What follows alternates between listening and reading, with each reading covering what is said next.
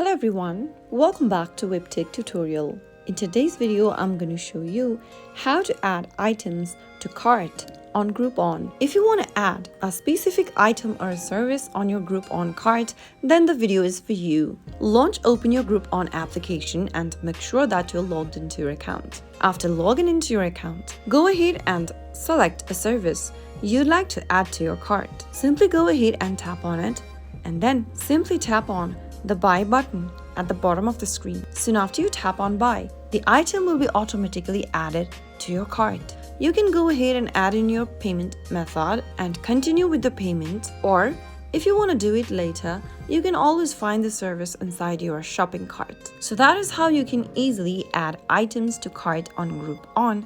If you found the video to be helpful, go ahead and give us a thumbs up. Don't forget to subscribe to the channel by hitting the subscribe button. Also press the bell icon so that you'll never miss another upcoming upload from us. I'll see you again in the next episode.